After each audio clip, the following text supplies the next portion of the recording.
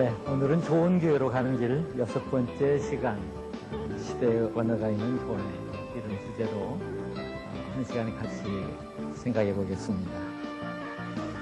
주제가 좀 엉뚱해 보이죠? 언어가 뭡니까? 언어는 말입니다. 언어가 없다. 언어가 없는 교회가 있다. 그럼 교회가 벙어리란 말 아닌가? 이런 등식을 만들어 볼 수 있는 그런 내용입니다. 저는 그럴 수 있다고 생각해서 이런 주제를 제목으로 잡았습니다. 시대를 따라서 말이 많이 바꿔집니다. 옛날 우리의 가사들, 노래들의, 가요들의 그 가사를 들어보면 우리가 전혀 알아들을 수 없는 그런 말들이 많이 있습니다. 예를 들어서 고등학교 고어 시간에 배운 정업사, 달아 높이금 돋아사, 어이야 머리금 비추어서라.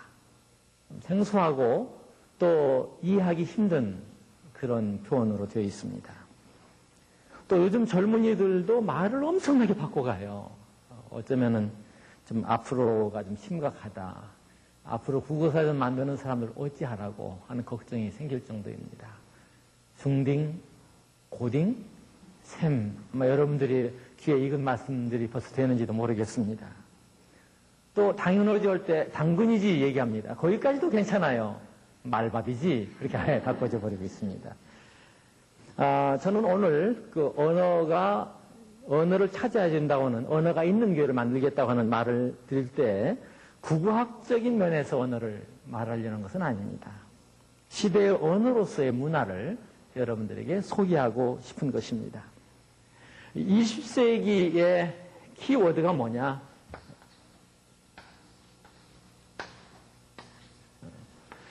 20세기의 키워드는요, 이데올로기라고 얘기합니다.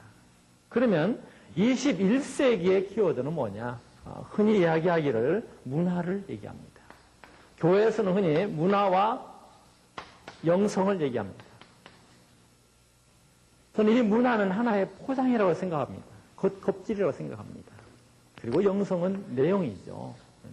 아무리 좋은 영성을 가지고 있어도 좋은 포장이 없으면 그 영성이 소개될 수 없습니다. 그런 면에서 시대의 언어가 있는 교회, 그런 주제로 문화를 소개하려고 하는 것입니다. 21세기를 맞으면서 교회마다 대단히 떠들썩했습니다. 새 시대, 새 교회, 패러다임을 바꾸자. 패러다임 시프트. 그렇게 많은 얘기들을 했습니다. 그래서 우리가 섬기는 교회들이 얼마나 달라졌느냐. 제 나름대로 주의 깊게 여기저기 조사를 하고 살펴봤습니다. 말은 대단히 난무했는데 그만큼 바꿔진 것 같지 않았습니다. 새 시대 새 교회의 모습을 갖추지 못한 것만 같았습니다. 시대가 변하는 것에 대해서 참으로 적절하게 표현하고 적절하게 도전하는 것 같았습니다만은 실제로는 그렇게 많이 바꿔지질 않았습니다. 흔히 얘기하죠. 농경사회는 3000년이다. 그런가 하면 산업사회는 300년이다. 지금 오늘 우리가 처해 있는 정보사회는 30년이다 얘기합니다. 그건 무슨 얘기인 거 아니? 1900년도에 그 100년이라는 세월을 이 2000년대에 들어서는 10년에 이룰 수 있다는 얘기예요. 농경사회의 1000년이 오늘 우리가 살고 있는 시대 10년하고 같은 거다 하는 그런 개념입니다. 그러니까 시대가 얼마나 빨리 가고 있느냐 하는 것을 짐작해 볼 수가 있는 것입니다. 사실 오늘 그런 측면을 바라보면 우리가 섬기는 우리들의 교회가 이 시대의 희망이 되어야 될 우리들의 교회가 시대의 언어를 잃어버리고 있지 않은가. 어쩌면 벙어리의 자리에 주저앉아 있는 것은 아닌가. 그런 생각을 가지게 되는 것입니다. 문화를 포괄적으로 이해하고 본다고 하면은 그냥 사람 사는 거다. 저는 그렇게 말씀드리고 싶어요. 여기서는 나쁜 문화, 좋은 문화, 그런 개념을 떠나서 좀 생각을 해보고자 합니다. 시대의 언어로서의 문화는 뭐냐? 하나의 포장이요. 또 하나의 도구다. 이렇게 볼 수 있습니다. 우리가 문화를 얘기할 때 나름대로 교회에서는 거부 반응을 가지는 것을 저는 느낄 수 있습니다. 왜냐하면 우리나라에서 문화할 때는 대부분이 불교 문화를 생각해요. 그러니까 교회하고는 상관없는 거지 문화 자체를 기피하는 그런 현상이 없지 않아 있습니다. 또 문화하면 뭘 생각합니까? 상당히 세속화된 의미를 생각해요. 그런 면에서 거부감을 느끼고 있습니다. 사실 알고 보면은요, 이 문화 자체에는 종교성이 없어요. 문화 자체가 불교이거나 기독교이거나 그렇지 않다는 말이에요. 서구에 가면은 기독교 문화로 가득 채워져 있죠. 그런다고 해서 문화 자체가 기독교냐? 그거 아닙니다. 문화에는 종교성이 없습니다. 또 윤리성도 없습니다. 심지어 때에 따라서 동성애 주의자다 할 때는 동성애 문화가 있는 거예요. 그렇게 표현할 수가 있는 것입니다. 이 얘기는 무슨 얘기인가 하니 이 문화란 시대의 언어요 도구이면서도 쓰는 게 임자다는 얘기예요. 우리 기독교에서 이 문화를 많이 이 문화의 영향을 많이 넓히자 이 말입니다. 우리의 도구를 많이 만들자 하는 그런 얘기인 것입니다. 쉽게 말해서 돈이나 문화 같은 개념을 이해할 수 있어요. 돈 자체에는 종교성이 없습니다. 절에 가서 시주하면 시주가 되고요. 교회 와서 또 봉헌하면 헌금이 되는 것입니다. 돈 자체에 종교성이 없습니다. 돈 자체에 또 도덕성도 없는 것입니다. 쓰는 대로 쓰여지는 거예요. 악하게도 쓰일 수 있고 선하게도 쓰일 수 있는 것입니다. 문화도 같이 이해하시면 좀 쉬울 것 같습니다. 따라서 노인들에게는 노인의 문화가 있고 청소년들에게는 청소년의 문화가 있는 것입니다. 황인종에는 황인종의 문화가 있고 또 백인종에게는 백인종의 문화가 있는 것입니다.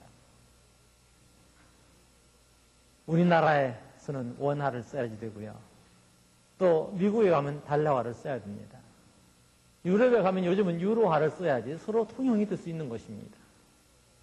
선교사를 파송하는 것도 마찬가지죠. 중국에 가서 복음을 증거하려면 중국말로 해야지 되고 일본에 가서 복음을 증거하려면 일본말로 해야 된다 하는 것과 똑같습니다. 시대에 따라서 칼라가 있고 그 문화가 있습니다. 문화적인 언어가 있습니다. 새 포도주는 새 부대에 넣어야 됩니다. 오늘 이 시대의 문화를 가지고 오늘 우리가 복음을 증거해야 되는 것입니다. 이 시대의 문화를 가지고 주님의 사명을 감당하셔야 되는 것입니다. 제가 섬기는 금나무교회에 취재진들이 종종 찾아왔습니다. 글을 쓰시는 분들이 여러 번 찾아왔습니다. 찾아온 그분들이 저를 보고서 놀라며 하는 말이 있습니다. 요즘 어디 가서 교회를 대상으로 취재를 하려고 보면 거리가 없다. 그렇게 얘기합니다. 날마다 그게 그거고 그게 그거기 때문에 거리가 없다. 좀 새로운 것을 찾는데 새로운 게 없다. 그런데 여러 가지로 미흡합니다만은 그래도 제가 섬기는 교회에 좀 새로운 것이 있다고 생각하시는 것 같아요. 찾아오신 분들이 맨 먼저 하는 얘기는 그런데 참으로 놀랍다. 뭘 보고 놀라느냐. 올 때 목사님이 한 40대 초반 그 정도 된 줄 알았는데 와서 보니까 50대도 아니고 60대다. 그래서 저를 바라볼 때 눈이 둥그레가지고 무슨 동물원에 무슨 짐승 관찰하는 것처럼 바라보는 경우가 종종 있었습니다. 오늘 우리는 살면서 시대에 좀 민감해야 됩니다. 여러분 모두가 민감하면 그만큼 젊게 사실 수가 있습니다.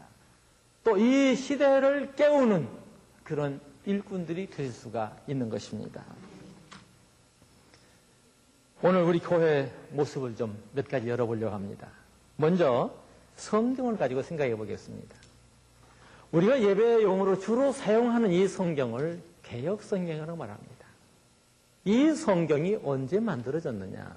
모범이 되는 그런 번역은요, 1938년입니다. 사실은 그보다 먼저 1911년에 번역된 것을 근간으로 하고 있어요. 그래도 1938년 거부터는 개역 이런 이름이 붙어 있습니다. 그러나 시대에 따라서 언어가 바뀌고 맞춤법이 바꿔지듯이 많이 또 바꿔졌어요. 그러니까 1950년대부터 작업을 시작해서 1961년인가 2년에 이 개역성경, 오늘 우리 들고 있는 이와 똑같은 내용의 개역성경이 완성이 됩니다. 그 성경을 지금까지 보고 있는 거예요. 지금까지 봐도 문제가 없으면 괜찮죠. 우선 처음에 성경을 만들 때 그 한자 성경을 많이 참고를 했기 때문에 국어 사전에도 안 나오는 한자 수구가 이 안에 수두룩이 들어있습니다. 더욱이 심각한 것은요, 오늘날은요, 한글 맞춤법도 바꿔졌어요. 1980년대 말에 바꿔졌습니다. 2000년대에 이르기까지 이 성경을 그대로 가지고 있습니다. 맞춤법 바꿔질 때 뭐가 많이 바꿔졌습니까? 여러분들이 기억하는 그런 부분이 있겠죠. 평소에 읍니다 하던 거가 습니다 되었습니다. 천만다행으로 성경은 습니다체를 안 쓰고 있어요. 그러니까 괜찮다 그렇게 생각할지 모르겠습니다. 그것 말고도 많이 있습니다. 가장 대표적으로 많이 나오는 거가요. 와가 워가 된 거예요. 고와 도와 이런 부분을 뺀다고 하면 대부분의 와는 워가 되었습니다. 새로 와가 아니라 새로 워, 아름다워가 아니라 아름다워, 고마워가 아니라 고마워 바꿔졌습니다. 우리 개혁성경 그대로 아직도 새로워, 아름다워, 고마워 하는 것을 그대로 쓰고 있습니다. 많이 나오죠. 물론 나이가 드신 분들은 좀 그러면 어떠냐 생각이 듭니다. 그러나 젊은이들을 바라볼 때는 마음이 아픕니다. 더욱이 중학교, 고등학교 다니는 젊은이들이 다른데 밖에 있는 아이들은 제대로 쓸 수 있는데 우리만 노래를 불러도 어떻게 합니까? 고마워라 자마름 다 와라. 우리 성경은 교단에서는 몇 년 전에 여름 성경학교 공과책에 나왔는데 공과 제목에 아예 타이틀이 새로 와줘요 그렇게 나왔습니다. 그렇게 고쳐진 지가 10년이 넘었는데도 그걸 그대로 답습하고 있더라고요. 너무나 답답한 일 중에 하나인 것입니다. 이런 얘기 들었습니다. 왜 새로 나오는 성경책, 여러 출판사에서도 스토리 바이블을 만들지 않습니까? 새로 나오는 성경책들도 왜 틀린 걸 그대로 답습하느냐 하고 제가 질문해 봤어요. 글쎄요, 전 자세히는 모르겠습니다만 어느 분이 그러더라고요. 그렇지 않아도 그 출판사에서 한글 맞춤법 개혁된 거 고쳐진 걸로 해서 고쳤는데 모처에서 압력을 넣어가지고 그걸 그대로 시행하지 못하고 원래대로 틀리는 걸로 다시 고쳤다 하는 얘기 들었습니다. 더 시급한 것은요, 우리 이 성경이 앞서 말씀드린 대로 1911년, 1938년 그 시절의 그 문장이에요. 그러니까 현대어로 바꾸어져야 된다고 하는 사실입니다. 한미준의 갤럽 조사에서 나온 거 아주 재미있는 질문을 조사를 했더라고요. 아주 유익한 조사를 했더라고요. 거기에 나오는 조사에 보니까 어렵더라도 개혁을 써야 된다 그렇게 주장하는 분들도 있었고요. 현대어로 바꿔야 된다 주장하는 분들이 있었습니다. 어렵더라도 개혁으로 써야 된다 주장하는 사람들이 38.1%였고요. 우리가 새로운 현대어역으로 바꿔야 된다 주장하신 분들이, 그걸 선호하신 분들이 61.1%였습니다. 오늘날 신자들도 그걸 요구하고 있어요. 우리가 쓰는 그 말로, 현대 우리가 하는 그 말로 하나님 말씀이 기록되는 것을 원하고 있습니다. 그래서 성서공회에서도 표준 성경을 만들었겠죠. 그것은 여러 반대에 부딪혀서 무의로 돌아가 버리고 말았습니다. 요즘 고작 시도한 것이 뭐냐? 그 맞춤법도 바꿔주고 했으니까 어차피 바꾸자. 바꾸면서 조금 어려운 말, 국어사전에도 안 나오는 말, 구약과 신약이 서로 다른 말, 그걸 좀 통일시켜보자 하고 만든 것이 개정 개혁 성경입니다. 오늘 교회 나이 드신 분들이 책임져야 됩니다. 무슨 얘기냐고 하면 옛날 말, 옛날 문체를 그대로 고집하고 있다는 그런 얘기는 젊은이들은 안 와도 괜찮다. 우리 노인네들만 교회 지켜야 되겠다 하는 말과 똑같아요. 다를 거 없어요. 제가 믿을 사람은 없어도 괜찮다. 우리 교양이 믿는 사람들이나 잘 믿자 하는 얘기나 다를 거 없습니다. 제 얘기가 좀 과격합니까? 아무튼 불행 중에 불행입니다. 찬송 문제도 그래요. 제가 섬기는 교회 바로 이웃교회 분이 우리 교회 분과 만났습니다. 너 이 교회 다녀? 그렇다고. 나도 눈여겨 한번 가봤다. 하면서 그분이 그러더라고 그래요. 너희 큰나무교회 목사님은 성질이 급한 모양이더라. 그러더래요. 왜? 그랬더니 안 그러신데 왜? 그랬대요. 그랬더니 웬 찬송을 그렇게 빨리 불러? 그렇게 지적하더랍니다. 그래서 그분이 그랬대요. 우리가 빨리 부르는 것이 아니라 우리 정상적으로 부르고 있어. 그 얘기했다는 겁니다. 사실 우리 교회는 정상적으로 부릅니다. 찬송가 왼쪽에 위에 보면은요, 그 속도가 나와 있어요. 빠르게, 천천히 나와 있습니다만, 그보다 중요한 것은, 그건 별로 신경 써서는 안 됩니다. 거기에 이 골을 하고서는, 음표가 나오고, 그 다음에 이 골 하고서는 표시가 나옵니다.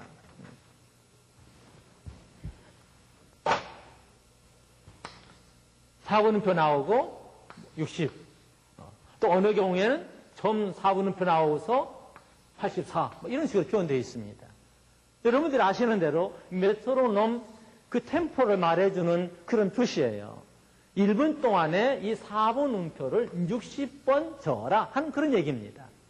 그대로 부른다고 하면 현재 교회에서 부르는 것보다 훨씬 빨라져요. 그런데 음악을 전공하는 분들 얘기를 들으면 물론 개인마다 차이가 있죠. 현대 우리 한국 교회 찬송가에 나와 있는 이 메트로놈 표시는 그보다 좀 더 빨라져야 된다 하는 걸 요구하고 있습니다. 왜? 시대의 흐름마다 바꿔지는 것은 그 음악의 템포입니다. 많이 바꿔지죠.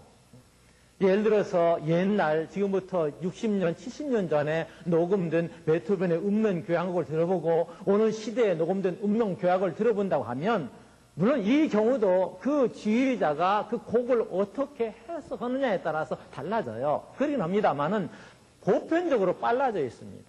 옛날에 녹음된 걸 보면은 다다다단 그래요. 지금은 빠바바방 그래 나옵니다. 많이 달라졌어요. 시대의 흐름에 따라서 그 노래의 그 찬송의 빠르기, 이 템포가 엄청나게 달라지고 있어요. 근데 교회는 우리 찬송가에 표시된 그보다도 더 천천히 불러요. 한참 들어야 그게 내 기도하는 걸 부를지 내 주를 가까이 부를지 나중에 알아요. 내 주를 가까이 하게 하면 364장인가요? 그 찬송은 점 4분 음표를 84번 해라. 그렇게 얘기하고 있어요. 내 주를 가까이 그래야 되는데 교회에서는 오래 길게 부를수록 은혜롭다 하는 개념이 있는 것 같습니다. 물론 때에 따라서 어떤 분위기에 따라서 천천히 부를 수 있습니다. 또 독창 그렇게 표현할 수 있습니다. 아마 새벽 같은 데는 더 천천히 불러도 될 것입니다. 보편적으로요. 너무나 늦게 부르겠습니다. 이 얘기도 무슨 얘기입니까? 시대의 흐름이 빨라지고 있는데 교회는 여전히 답답하게 불러요. 그래서 젊은이들이 와서 예배에 참석한다고 하면 너무나 늦게 부르는 그 노래에 너무나 늦게 부르는 그 찬송이 아마 숨이 칵칵 막히지 않겠는가 하는 생각을 가져봅니다. 그를 따라가야 되는 겁니다. 앞으로는요, 이 템포뿐만 아니라 멜로디도 아마 달라질 것입니다. 벌써 멜로디가 둔화되는 현상도 있어요. 교회에서 부르는 아이들이 부르는 노래들 가운데서도 랩이 등장하고 있는 차제입니다. 그거 우리가 막지 못하는 거예요. 시대의 흐름이에요. 앞으로 우리가 부르는 찬송 10년, 20년 후에는 찬송과 내용 가운데서도 랩이 얼마든지 나올 수 있어요. 네, 주를 가까이 하겠어. 십자가 진 같은 고생이었지. 좀 그런다고 해서 무슨 문제 납니까? 그들은 그게 생활에 익숙해져 있어요. 그렇게 할 수 있어요. 그 멜로디를 좀 바꾸는 것은 그건 본질적인 문제는 아닙니다. 사실 알고 보면 물론 곡도 하나님께 주신 아름다운 음악이어야 되죠. 또 그만큼 기도하고 작곡하신 분들이 계십니다. 제 얘기를 듣는 음악을 하시는 분들이 즐거워 하실지 모르겠습니다만은 아무튼 본질적인 것은 내용입니다. 본질적인 것은 우리의 마음을 드리는 것입니다. 비본질적인 요소는 얼마든지 바꿀 수 있다. 이렇게 볼 수도 있는 것입니다. 그런 면에서 앞으로 우리 한국 교계의 찬송가 다시 만든다고 하는데 다시 만들 때 고려해야 될 점이 참 많을 것 같습니다. 교회를 짓는 교회 건축 문제도 그렇습니다. 교회를 지을 때는 먼저 염두에 둬야 될 것은요. 아름다운 건물을 만들어야 되지 않겠습니까? 조형미를 생각해야 됩니다. 그러면서도 교회가 교회되게 해야 될 테니까 실용성도 고려를 하셔야 됩니다. 또 어느 경우에는 그 교회의 어떤 그 성향, 때로는 그 목회의 칼라, 그런 것에 따라서 교회 모양이 달라질 수도 있는 것입니다. 또 교회를 지을 때, 조형미를 고려할 때도 그 지역과 얼마나 어울리는 건물을 만들 것인가 하는 것도 생각해 보셔야지 될 문제 중에 하나인 것입니다. 그런데 사실 오늘날 교회의 건물들을 보면 뭐 재정적으로 구비되지 못해서 그런 경우도 있습니다만은 어느 경우에 많은 금액을 들여서 지었는데도 불구하고 그 건물이 실패작이다. 참 돈이 아깝다. 할 만한 그런 건물도 없지 않아 있습니다. 참 마음 아픈 부분입니다. 어떤 계통도 양식도 없어요. 고딕 양식도 아니고 바르크 양식도 아닙니다. 그렇다고 해서 현대 건물도 아닌 그런 건물도 없지 않아 있습니다. 왜 그런 실수를 하고 있느냐? 저는 그렇게 생각했어요. 첫째로는 오늘 집을 짓는 사람들이, 집을 만드는 사람들이 현대 건물은 마음대로다. 그런 생각을 가지는 것 같아요. 그것이 마음대로가 아닙니다. 마음대로 한다고 좋은 건물 되는 게 아닙니다. 또 둘째로는요, 교회에는 첨탑이 있어야 된다는 고정관념도 상당히 작용한 것 같아요. 그래서 어느 경우에는 그 건축가가 상당히 조형미 있게 잘 갖고 놨는데도 나중에 교인들이 성화를 해가지고 어떻게 뾰족탑도 없는 교회가 있느냐 해서 엉뚱한 데다 뾰족탑을 달아가지고 그 건물을 망쳐놓은 그런 모습도 우리가 볼 수 있습니다. 또 이런 생각도 있는 것 같아요. 비싼 소재를 쓰면 그 건물은 좋은 건물이다 하는 개념도 있는 것 같습니다. 그래서 값비싼 소재. 제가 섬기는 큰나무교회는 시멘트 브록으로 지었습니다. 참으로 가난한 모습이죠. 저는 그러나 그 시멘트 브록을 선택할 때 소박해서 누구든지 거리낌 없이 접할 수 있는 건물이다 하는 생각을 가져보았습니다. 또 어느 경우에는 이 교회에 대해서 아직도 그 수용 공간이라는 개념에서 벗어나지 못하는 경우가 있습니다. 그래서 목회자들이 교회에 가서 찾아가서 질문하는 내용 중에서 가장 큰 내용이 뭐냐, 이 건물은 왜 이렇게 지었습니까 하는 것보다 몇 명이나 들어갑니까, 몇 평이나 됩니까, 돈이 얼마나 들었습니까 하는 단순한 질문들을 하고 있습니다. 저는 항상 부탁합니다. 또 저 자신 그렇게 해왔습니다. 역시 어느 경우에든 어느 부분이든 전문가가 있습니다. 특별히 건축 같은 것은 전문가에게 맡겨라 하는 그런 부탁을 드리고 싶습니다. 저는 우리 교회를 건축할 때 건축가를 만나서 이렇게 말씀드렸습니다. 지나가는 분이 우리 교회를 보고 교회 안에 들어오는 것은 당신 책임이요. 그런데 교회에 들어오시는 분들로 하여금 자리 잡게 하는 것은 목사의 내 책임입니다. 그렇게 얘기했습니다. 그리고 오늘날 그런 징조를 가끔 봅니다. 7, 8개월 전에도 어느 내분이 남매를 거느리고 우리 교회 뜨락을 얼쩡얼쩡 했습니다. 어찌어찌 하다가 제 방까지 들어오셨습니다. 들어오셔서 저희도 이 교회 다녀도 됩니까? 하는 질문이었습니다. 아, 되지요. 예, 저희는 다른 종교를 가지고 있는데요. 그래도 예수 믿을 수가 있는 겁니까? 아, 괜찮습니다. 당신이 예수를 믿기를 원한다고 하면은 우리에게 나와서 예수 믿고 신앙생활 할 수 있습니다. 그러면 저 이 교회 다니겠습니다. 하는 그런 의사표시를 하시더라고요. 질문을 했습니다. 어떻게 해서 들어왔느냐고. 그랬더니 지나가다가 이 근처가 옛날 고향이었기 때문에 지나가다가 교회가 좋아서 편안하게 보여서 들어오셨다는 거예요. 그럼 지금 어디 사십니까? 했더니 우리 교회에서 상당히 떨어진 곳을 대해서요. 그래서 제가 거긴 너무 먼데요. 아무래도 처음 신앙생활 하시는 분들은 가까운 교회 다니셔야 됩니다. 하고 제가 그렇게 부탁을 드렸습니다. 근데 마침 그 지역에도 그분이 오신 그 지역에도 우리 교우들이 한 구역이 있거든요. 그 얘기를 했습니다. 그러나 그분들은 멀지만 우리 교회 오래 다니셨고 또 우리 교회 뿌리를 내리셨고 또 여기서 더불어 신앙생활을 했기 때문에 멀지 않게 오시지만은 댁에서는 아무래도 처음 믿는 분이 가까운 교회에 나가셔야 되지 않겠습니까? 하고 말씀을 드렸습니다. 그리고 가셨어요.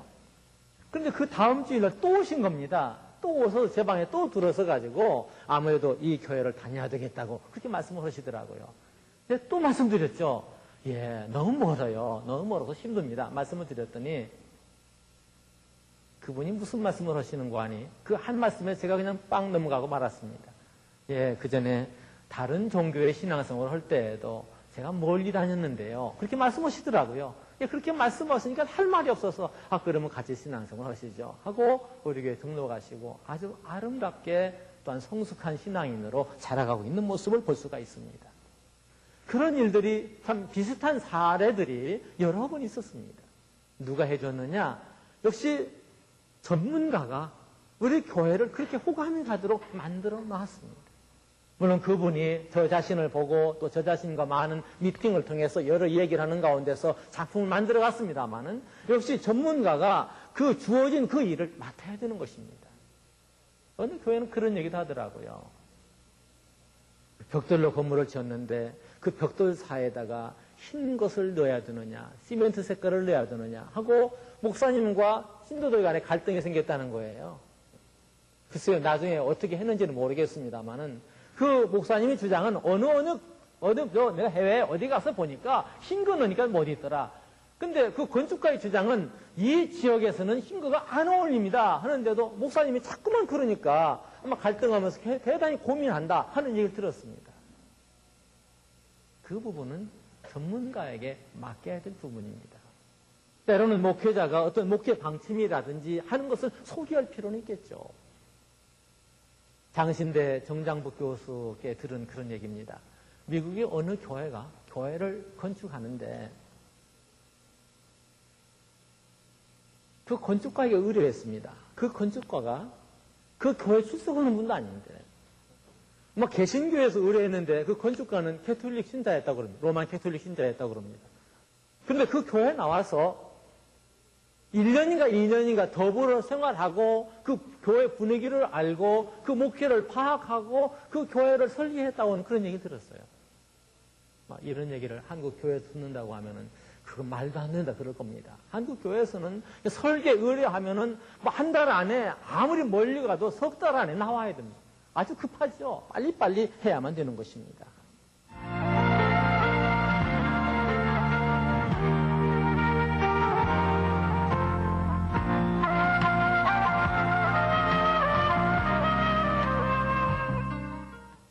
오늘 우리가 그토록 소중하게 여기는 우리의 복음으로 하여금 시대의 언어를 찾게 해주셔야 됩니다. 우리가 소중하게 여기는 이 복음으로 하여금 이 시대의 옷을 입게 해줘야 되는 것입니다. 문화의 가치는 상상 밖으로 대단히 놀라운 것입니다. 현재는 일본은 문화의 원조예요. 해외에서 바라볼 때 일본은 문화의 국입니다. 문화의 나라입니다. 그리고 한국은 일본의 부속품처럼 보여져요. 알고 보면 일본 문화가 어디서 갔느냐? 우리한테 건너간 거예요. 우리나라 사람은 그걸 소중한 줄 몰랐습니다. 일본 사람들이 가서 세계에 번지면서 자기의 것들로 만들었어요. 일본 문화가 세계에 인정받은 것을 보면 대단히 놀랍습니다. 어쩌면 충격적인 그런 일들이 너무도 많이 있습니다. 우리 걸 가지고 문화 입국이 되고 있는 것입니다. 우리는 좋은 걸 가지고도 활용하지 못하고 있어요. 우리가 문화의 가치를 아셔야 되는 것입니다. 교회 문제를 생각할 때에도 크게 두 가지를 생각해 볼 수 있습니다. 분명히 교회에서 지켜야 될, 제가 아까 본질적인 것이라 말씀했습니다만은 보수해야 될 것이 있어요.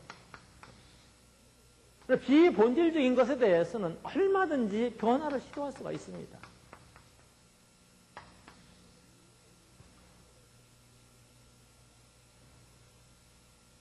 저는 저 개인의 목회를 어느 기회에 정리하면서 세 가지로 정의를 해봤습니다. 하나는 조그마한 목회다. 두 번째로는 이미지 목회다. 세 번째로는 생활 목회다. 제가 두 번째 언급한 그 이미지 목회가 바로 문화 목회다 하는 맥락과 같은 맥으로 이해를 해볼 수가 있는 것입니다. 우리 교회에서는 1995년도, 지금 한 6, 7년 되죠. 교회를 소개하는 이런 엠블렘을 만들었습니다. 물론 그 전에도요, 제가 그림 그리는 걸 좋아해서 소위 배지 만들어 사용했어요. 교회를 시작하고 개척할 때부터 만들어 사용하는 게 있습니다. 제가 이걸 굳이 드는 것은 1995년에 이걸 만들 때는 좀 더 다른 생각을 가지고 만들었어요.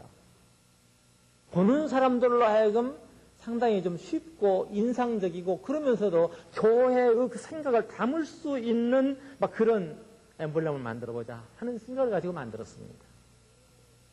또 한 가지는요, 이걸 만들면서 무슨 생각을 했느냐, 여러분 오해 없이 들으시기를 바랍니다. 지금은 브랜드 시대인데 교회 상표를 하나 만든다 하는 개념을 가지고 만들었습니다. 어디 가든지 이 그림만 보면 큰나무 교회 하는 걸 생각할 수 있는 교회를, 그런 그림을 만들어보자 하고 만들었습니다. 그림 안에 큰 나무를 담았습니다. 그러기 전에 교회 이름을 지을 때도 큰 나무 교회예요. 교회 옆에 큰 나무가 있으니까 다른 설명 필요 없습니다. 이 지역에 사는 사람들이 그냥 큰 나무 교회, 고목나무 교회라고는 안 했습니다만은 큰 나무 교회 그 말만 들어도 알 수 있는 그 이미지를, 그 교회 옆에 있는 나무의 이미지를 그대로 채용한 거예요. 수용한 거예요. 그리고 또 엠블렘에다가도 그걸 그려놨습니다. 우리 교회가 이 시대 옷을 입혀야 됩니다. 문화의 가치, 그 소중성을 알고 시대 옷을 입혀서 이 교회로 하여금 뭔가 이 시대 사람들과 더불어 호흡할 수 있는 그런 모습을 보여줘야만 되겠습니다. 그러기 위해서 대단히 중요한 게 뭐냐? 오늘 우리 고정관념의 틀에서 벗어나야 됩니다. 말씀 아닌 것을 말씀으로 생각하는 그 틀에서 벗어나야 되는 것입니다. 사실 교회는 많은 고정관념에 사로잡혀 있어요. 예전에 제가 교우가 중에 한 가정이 돌아갔었는데 그분 장례식을 하면서 그 상가의 가족들이 2번씩이나 싸우는 것을 목격했습니다. 싸우는 내용은 뭐였냐면 그분 돌아가신 분이 예수님을 병상에서 믿게 되신 분이에요. 병상에서 믿고 바로 병상에서 세례를 받고 병상에서 성만찬 예식에 참여하고 그렇게 돌아가셨습니다. 아마 평생에 그분은 교회 한 번도 출석하지 않으셨을 것입니다. 후담으로 돌아가셨는데 술 많이 드시고 돌아가신 것 같아요. 그분에게 가서 병상에 계실 때 복음을 증거할 때 그분이 한 말, 갈피를 잡을 수 없더니 하면서 기뻐하시면서 세례를 받고 성만찬 예식에 참여했습니다. 그분이 돌아가신 다음에 그러다 보니까 그 가족들이 다 믿는 분이 아니에요. 따님 2분은 믿는 분이었는데 아드님들이 다 믿는 분이 아닙니다. 따님들도 초신자예요. 교회식으로 이제 이 장례식을 했습니다. 근데 갈 때마다 싸웠어요. 누가 싸웠는가 하니 거기 아드님, 둘째 아드님하고 그리고 예수를 믿는다고는 고모님인가 하는 분하고 항상 싸웠어요. 싸우는 내용이 뭐였는 줄 아십니까? 바로 교회의 고정관념이에요. 처음에 가니까 돌아가신 다음에 가니까 저한테 둘이 싸우다가 하소연하는 거예요.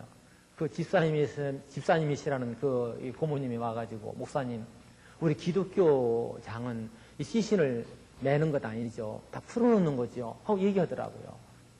근데 쟤들이 자꾸 매야 된다고 그렇게 얘기를 해요. 그러더라고요. 제가 그랬습니다. 성경에는 매라, 풀어라 그런 말씀 없는 것 같습니다. 그게 중요한 것은 아닙니다. 그러나 굳이 그런 개념으로 성경을 보신다고 하면 죽었던 나사로가 살아났을 때 무덤 앞에 섰을 때 예수님께서 뭐라고 말씀하셨는가 하니 풀어놓아 단얘기 하라 그러셨습니다. 그런 거 보면 아마 유대인들도 매긴 한 것 같습니다. 제가 얘기를 했습니다. 2번째가 또 싸워요. 왜 싸우는 건 이번에는 그 가문의 전통으로 그 가문에서는 시신을 매장할 때 관체하관 하지 아니하고 관을 부수고 그 시신만 하고 아래 내린다는 거예요. 묻는다는 거예요. 그런데 그렇게 하려면은 애당초 그 입관할 때 그 식이 달라진다는군요. 그냥 수유를 입히는 것이 아니라 수유를 입힌 다음에 한 필로 둘러야 된다는 거예요. 그런데 이 고모님의 생각은 기독교는 처음부터 관체 묻는 거다. 그런 법 없는 거다. 하고 또 고집하는 거예요. 그래서 둘째 아들하고 막 또 싸움이 붙었어요. 제가 하니까 역시 고모님이 그래요.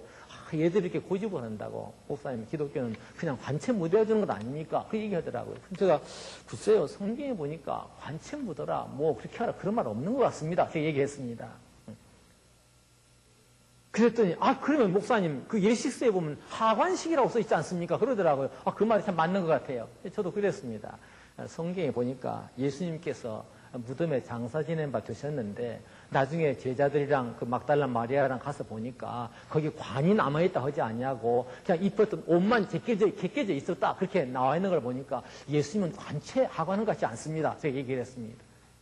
그게 중요한 게 아닙니다. 사실 알고 보면 작은 예를 하나 들었습니다만은 우리 교회 안에는 그런 고정관념이 너무도 많이 있습니다. 고정관념을 깨뜨려야 됩니다. 제가 아는 교수 한 분이 이 고정관념 얘기를 하면서 그림을 그렸습니다. 무슨 그림을 그렸는가 하니 점을 9개를 찍더라고요. 점을 9개를 찍고 이 점을 떼지 아니하고 직선 4개로 이어봐라 얘기했습니다. 여러 가지로 생각했어요. 이렇게 4개 되었습니까? 하나, 둘, 셋, 넷, 5개죠, 이건요? 5개죠, 예. 아무래도 안 되더라고요, 여러 가지로요. 뭐, 그래도 떼서 이렇게 할 수도 없는 것이고요. 이러면 다 될 것 같은데요.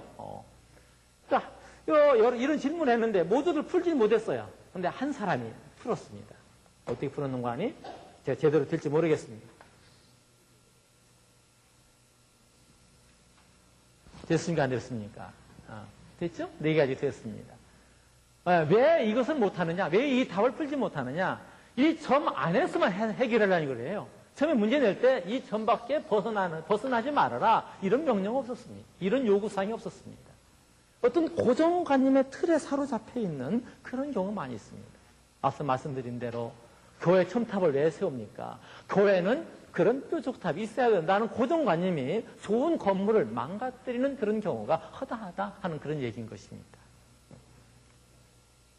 또 두 번째로는요, 그냥 다르다. 이것이 좋은 것 아닙니다. 그냥 다르다가 아니라 뭔가 그 상황에 맞고 어울리는 것이 돼야 됩니다. 우리 큰나무교회는 십자가를, 조각조각 십자가를 사용하고 있습니다. 여기 뭐 볼 필요 없네요. 여기 아까 말씀드린 이 큰나무교회 사용하는 십자가입니다. 네모벽의 조각 6개를 만들고 있습니다. 그냥 다르게 하기 위해서 이렇게 6조각 만들어놓느냐? 의미가 있어야 된다는 것이죠. 우리 교회를 찾아오신 분들이 간혹 질문합니다. 왜 십자가를 저렇게 조각조각 만들었습니까? 하면 저는 이렇게 대답을 해요. 우리 개신교에서 성만찬 예식을 할 때 보편적으로 네모배기 떡을 많이 사용합니다. 그걸 상징화시켰습니다. 그렇게 대답했습니다. 두 번째로는 구약에서 예수님의 몸을 상징하는 것으로서 대단히 중요한 것이 광야 여행할 때 있었던 성막인데, 성막의 구조를 보면 거기에 중요한 6개의 포인트가 있습니다. 맨 먼저 들어갈 때 번제단이 있고, 그 다음에 물두멍이 있고, 성수에 들어가면은 촛대가 있고, 향단이 있고, 떡상이 있고, 그 안에 들어가면은 지성소에 법궤가 있고, 모두 6개의 기구를 상징해서 예수님을 상징하는 것으로 6조각을 만들었습니다. 그렇게 대답을 합니다. 그냥 다른 것이 좋은 것이 아니라 나름대로 상황에 맞고 의미가 있고 그러면서도 소용리가 있고 그 본질을 벗어나지 아니하는 것을 찾아야 되는 것입니다. 또 세 번째로는요, 용기는 필요하지만 욕심은 금해야 됩니다. 교회는 공동체예요. 같이 가는 존재입니다. 비본질적인 것을 위해서 본질에 손상을 입어서는 안 된다는 얘기예요. 그런 일 또한 허다하거든요. 흔한 얘기 중에 하나입니다만은 영국의 어느 교회는 이 강단 바닥을 무슨 컬러로 깔아야 되느냐, 빨간 걸로 깔아야 되느냐, 초록색으로 깔아야 되느냐, 교인들끼리 다툼이 생겼다는 거예요. 보혈을 상징하는 빨간 거여야 됩니다. 성장을 상징하는 초록색이어야 됩니다. 결국 그 교회가 두 조각이 냈다는 그런 얘기를 들었습니다. 그냥 책에서 본 얘기입니다. 또 하나 이런 얘기도 들었습니다. 이건 상당히 사실적인 얘기입니다. 미국에 있는 우리 한국 이민교회, 한인교회에서요, 대개 그 미국 사람들의 교회 공간을 빌려서 예배하는데 우리 한인들은 모이면은 이제 먹는 것을 했습니다. 교회에서의 그 파티가 저들을 불러 모으고 저들을 위로하는데 큰 몫을 했습니다. 그런데 미국인들이 쓰는 그 교회당을 빌려서 예배하기 때문에 미국인들이 그렇게 좋아하지 아니하는 한국 음식 냄새를 많이 피울 수가 없어서 어느 교회에서는 항상 도넛으로 대신했다고 합니다. 근데 교인들의 의견이 우리도 밥 좀 먹어보자 하는 의견이 나오기 시작했어요. 그 갈등 때문에 고민을 하다가 결국은 그게 합의가 되지 아니하고 그 교회 입장에서는 도넛을 쓸 수 없고 교인들은 밥을 요구하고 어느 날 밥파, 도넛파 갈라졌다고 하는 그런 얘기도 들었습니다. 저는 어떤 그 비본질적인 것을 찾다가 본질까지 깨뜨려서는 안 되는 것입니다. 변화란 대단히 중요하죠. 하지만 그것 자체는 비본질인 것일 수 있습니다. 다시 그런 걸 고치는 것입니다. 그러므로 그것과 다르게 공동체 자체가 손상을 입지 않도록 때로는 용기는 필요하지만 욕심은 금해야 된다 하는 말씀을 드리고 싶습니다. 저는 여기서 세 가지를 좀 말씀드리겠습니다. 제 스스로 좀 생각해 본 그런 얘기입니다. 오늘 이 시대에 우리가 세 가지의 시, A, B, C, 이 시를 좀 생각했으면 좋겠습니다. 지금은 찬스입니다. 21세기에 우리 교회가 달라질 수 있는 찬스입니다. 과감하게 용기를 내서 이 시대에 민감하게 이 시대의 음성을 들으면서 복음을 아름답게 포장해야 됩니다. 시대의 언어로 바꿔야 됩니다. 벙어리로 주저앉을 수 없습니다. 이 시대를 달려가는 사람에게 이 시대에 맞는 복음으로 포장해서 그 영성을 복음으로 아름다운 그 문화로 포장해서 나누는 그런 일에 우리가 용기를 내야 되겠습니다. 두 번째는 그런 의미에서 우리는 체인지를 생각할 수 있습니다. 지금이 기회입니다. 이때 우리가 바꿔야 됩니다. 그러면 어떻게 바꿔야 되겠습니까?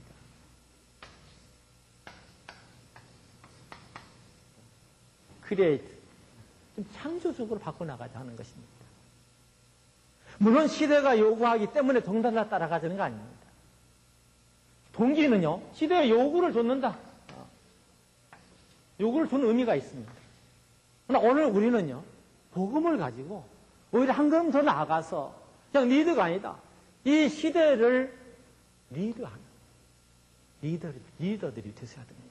이게 오늘 이 시대가 우리에게 요구하는 것이고 우리에게 호소하는 것이고 우리가 바로 채워줘야 될 그런 부분인 것입니다. 지금은 변화할 수 있는 그런 기회. 우리의 소중한 복음, 이 시대의 문화, 즉 이 시대의 언어, 이 시대의 포장을 아름답게 포장해서 갈급한 이 시대 사람들에게 던져주기 위해서 창의적인 그런 역량을 발휘하는 여러분 모두가 되시고 그런 교회가 되었으면 하는 간절한 마음입니다. 감사합니다.